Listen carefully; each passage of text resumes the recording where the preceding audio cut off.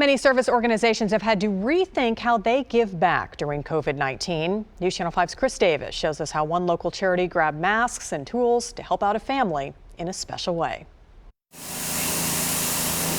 My morning started at 6 a.m., rolled out of bed, put on a pair of clothes. Home improvement projects are a pretty ordinary sight during this pandemic. Pressure washing, cleaning the gutters, taking stuff out of the basement, reorganizing. But while any neighbor can work a power washer, how many have this much manpower to make it happen? They're doing all the stuff that I should be doing, so she's probably happy about that. Eben Cathy has a lot on his plate. A full-time job, two spirited little ones, and his wife Evan, who is battling ALS. You know, families battling ALS have a lot of challenges. So consider this group the reinforcements. Today we're just helping him out with dad stuff that he doesn't have time for because he's caring for his wife. Most of these guys belong to the same fraternity, but are working on behalf of the Live Like Lou Foundation. Lou, as in Lou Gehrig. Whenever we get a chance to help out like this, especially an incredible couple like this, we're not going to miss the chance. The Live Like Lou Foundation prides itself on service projects like these for ALS families, but like the rest of us, they've had to retool their operations due to COVID-19. It's been way harder to get out in the community and help out. People have just been locked up and quarantined and cooped up. But it wasn't all grunt work. There was time for giggles, too. I think my kids are having a blast with these guys. Because a big part of living like Lou is loving and fighting for these families, too. They become advocates for ALS treatment and cures and help spread awareness about the disease. That starts with ordinary projects. I'm glad I can help in any way, shape, or form. That have an extraordinary impact. And it's truly a huge blessing for us. In Creve Hall, Chris Davis, News Channel 5. Great story, Chris. Thank you. And if you'd like to learn more about the Live Like Lou Foundation or even volunteer yourself, you can find out more information at newschannel5.com. Several states are in what the government considers the red zone when it comes to the spread of coronavirus. After the break, an update on the number of cases nationwide. The heat is on, flirting with record high temperatures. Just how high did the mercury climb today? That answer is coming up. You're watching News Channel 5 at 6. News Channel 5 has partnered with SHR Talent to help you rebound. See who's hiring, punch up your resume, and sign up for career coaching. Free. Go to newschannel5.com/rebound.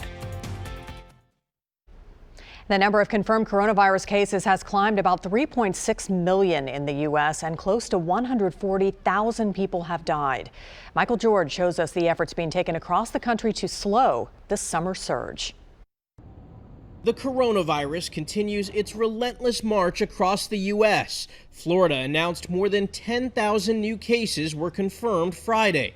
The city of Miami's new mandatory face mask policy kicks in Monday, carrying fines of up to $500. Dr. Michael Sogg, who treats COVID-19 patients in Birmingham, Alabama, had the virus in March. Walking down the road and I don't see people wearing masks and I see a total disregard for what's going on in the world around them. I feel compelled to shout from the rooftops what I'm seeing. 18 states are in a so-called red zone, according to an unpublished report prepared for the White House Coronavirus Task Force. Obtained by CBS News, the report says states seeing large spikes should take more stringent and consistent steps to slow the spread. We've got to do it across the board in those areas. This is serious business, and we can turn it around. If I didn't think we could do it, I wouldn't be so emphatic. In California, Burbank is one of many areas that have closed off traffic on a main thoroughfare to make way for outdoor seating after the state reimposed restrictions this week. It's going to be kind of tough trying to adjust to this and sit around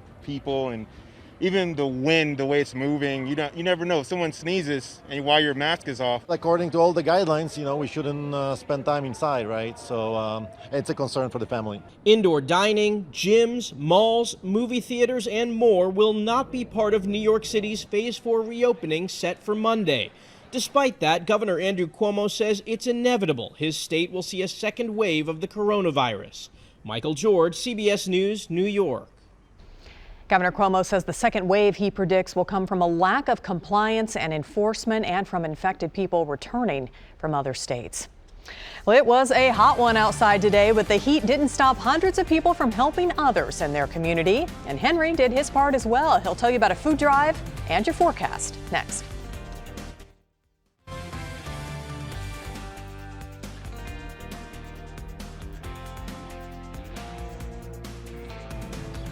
Some summer fun is underway in Clarksville tonight. Movies in the Park is back at the Liberty Park Athletic Field with Toy Story.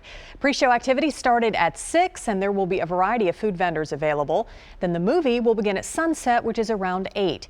Everyone will have their own square in the grass to encourage social distancing, and spots will be on a first-come, first-served basis. Masks are required. The much anticipated Chihuly at Cheekwood opened today in Nashville. The show features 13 large outdoor installations in the gardens and 45 works in the museum galleries. Artist Dale Chihuly made 2 glass masterpieces especially for Cheekwood. The exhibit was supposed to be open back in April, but it got pushed back due to COVID-19. It now runs through January 10th. Tickets for non-members start at $19 for adults. Lots of people came out to help neighbors in need at the Bellevue United Methodist Church. The drive-by food donation collected more than 5,800 pounds of food and another $2,700 in cash and gift card donations, which is the most ever raised in a single food drive for the Bellevue Community Food Bank. Henry, you were out there this morning with Storm 5 Titan, braving the heat along with everyone else, and it was so great to see all the people that came out to help. It was, and the volunteers made it super easy. Folks could just drive up, stay in the AC of their car, and we took care of everything as far as getting the donations out. It was hot, though. It was in the 90s before noon today, and we made it up to 98 degrees. That is not a record. The record set in 1954, 99. Awfully close, though. 76 the morning low, 89 and 70 are what we consider normal. No rainfall in Nashville. Hopkinsville dry today, 91 degrees from our Skynet 5 site. Downtown Nashville, atop News Channel 5, we are at 93 right now, real-time conditions, and it's 93 in Columbia. Saw a high of 98 down there as well. Last couple of hours on satellite and radar, a few of those little isolated pinprick showers firing up. All of this diminishes after sunset. Nothing significant with any of this activity right now, just south of Fairview, a pretty heavy downpour there between Wrigley and Little Lot. Same story over towards Cobble as well. Let's take a look at where we do have a few rumbles of thunder kind of right here along parts of the Wilson, Rutherford, Cannon County line. Again, nothing severe, but some heavy downpours falling with that. And even as you look into getting north of McMinnville, a few of those showers. And then Winchester over towards Cornersville, just a few showers falling right now. Heavy rainfall with some, but again, nothing severe.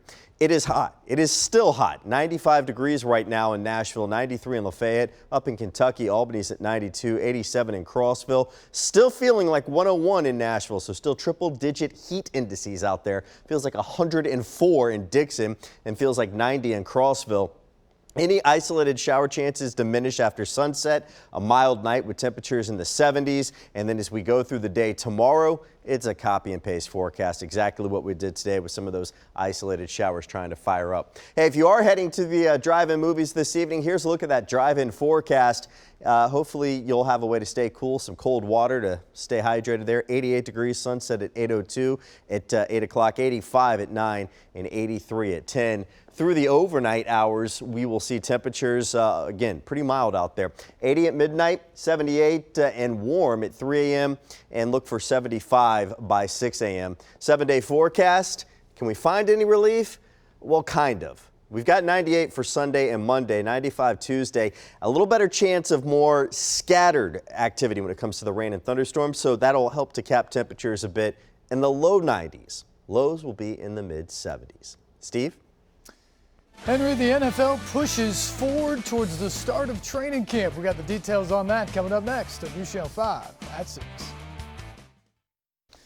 The NFL sent a memo to teams Saturday morning saying the training camps will open on time. After a detailed set of health and safety protocols were agreed to by the league and the Players Association on Friday, rookies will start showing up to team facilities this Tuesday in preparation for the season. Quarterbacks and injured players are allowed to join them at the facility on Thursday, and the entire team can arrive for the official start of training camps on July 28th. Testing will be consistent, masks and social distancing will be required, and coaches are going to have to gauge how much they can push teams they haven't seen since the end of last year.